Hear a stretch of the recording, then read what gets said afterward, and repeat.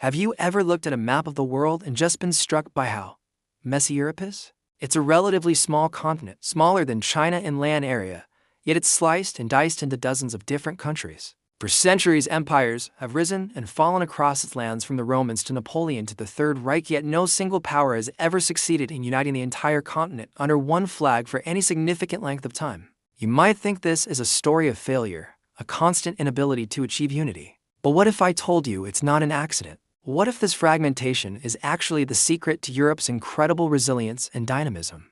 This isn't a story about division. It's the story of a deep, almost instinctual principle that has shaped the continent for millennia, a profound fear of the single point of failure. This is the story of how Europe found its enduring strength, not in unity, but in decentralization. Our journey begins in the ashes of the Western Roman Empire. The fall of Rome in 476 AD left a colossal power vacuum. The dream of a single, unified Christian empire, a new Rome, lingered in the minds of kings and popes for centuries. Charlemagne came close, but his empire fractured shortly after his death. The Holy Roman Empire was, as the saying goes, neither holy, nor Roman, nor an empire. The reality on the ground was one of intense fragmentation. In the place of centralized imperial control, a new system took root: feudalism. We often think of kings sitting on grand thrones, but the truth is, a medieval king's power was often surprisingly limited.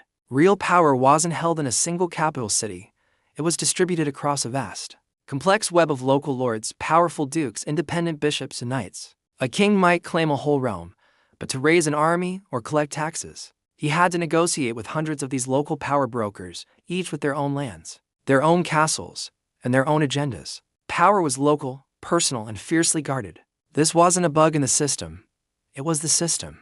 This political fragmentation was powerfully reinforced by Europe's own geography. Look at a topographical map. Unlike the vast, open steppes of Asia or the great river valleys of China and Egypt, Europe is a geographical puzzle box. It's a continent carved up by formidable mountain ranges like the Alps and the Pyrenees. It is crisscrossed by major rivers like the Rhine and the Danube that acted as both highways and barriers. It's covered in dense, ancient forest like the Black Forest in Germany. And it has a massively long, irregular coastline, full of peninsulas and islands.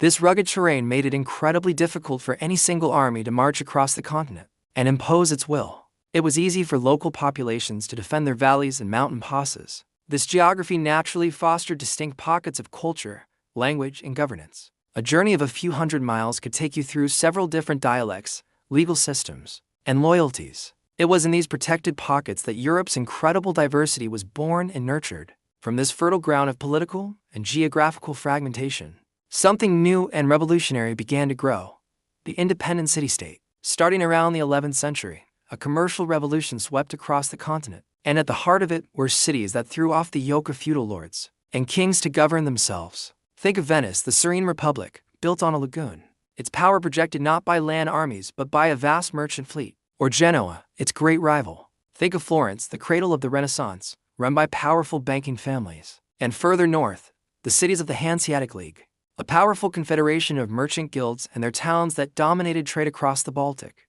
and North Seas for centuries. These weren't just cities, they were sovereign powers. They were run not by distant hereditary rulers, but by their own citizens, merchants, bankers, and craftsmen who fiercely protected their autonomy and their economic interest. They minted their own coins, raised their own armies, and engaged in their own diplomacy. They created a Europe of rivals. This environment of constant competition was a double-edged sword.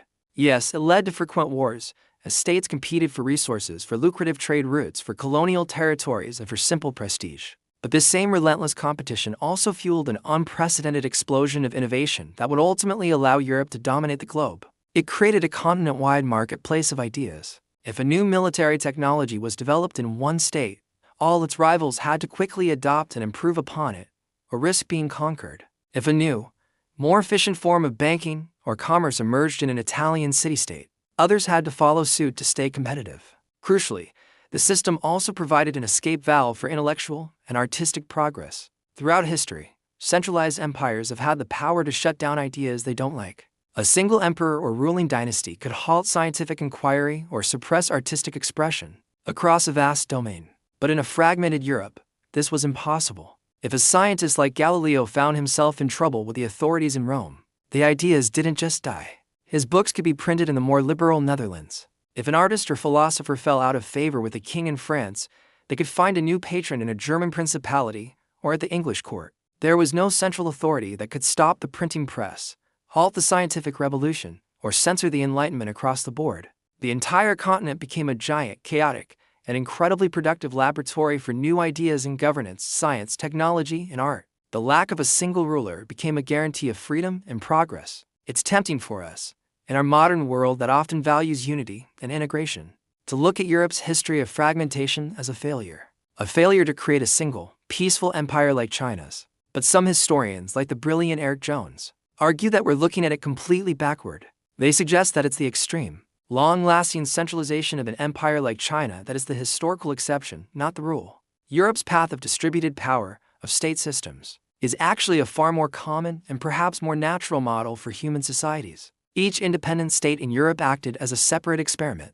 They tried different forms of government, republics, monarchies, theocracies. They tried different economic policies, and they all watched each other, learning from the successes and, just as importantly, the failures of their neighbors. This is the core of what we might call the evergreen angle of distributed governance. It creates profound resilience. A single bad ruler, a disastrous war, a famine, or a foolish policy could cripple or even destroy a highly centralized empire. When the center fails, everything fails.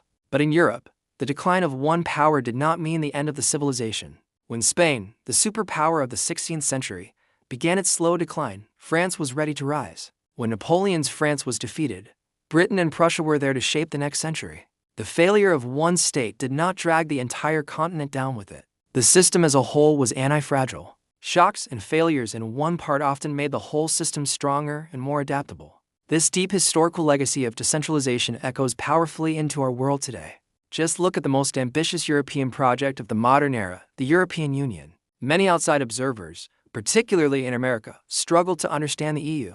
They keep expecting it to become a federal superstate, a United States of Europe. But to think that way is to fundamentally misunderstand 1,000 years of European history. The EU is perhaps the ultimate expression of the very principle we've been discussing. It is not a nation-state. It is a unique and unprecedented partnership of sovereign nations. Its members collaborate deeply on trade, on security, on environmental standards, and on law. They share a currency and have open borders, but they fiercely retain their distinct national identities, their languages, their cultures, and their own systems of governance. A German is still a German, a Pole is still a Pole, and an Irish person is still Irish. The constant debates and arguments within the EU, which can seem so messy from the outside, are a continuation of this long history. The EU embodies the core lesson that Europe has learned over centuries of conflict and competition.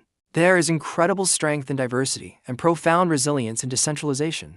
It is an attempt to get the benefits of cooperation, peace, and economic scale, without sacrificing the autonomy that prevents the creation of a single point of failure. So the next time you look at a map of Europe, don't see it as a puzzle of failed empires. See it for what it is, a testament to the enduring power of a decentralized network. A continent that, by constantly avoiding the concentration of power, cultivated a dynamic, resilient, and endlessly innovative civilization. It's a powerful lesson that unity does not always require uniformity, and that sometimes the greatest strength comes from embracing our differences. Thanks for watching. If you found this journey through history interesting, don't forget to like, subscribe, and hit that bell icon so you don't miss our next exploration. See you next time.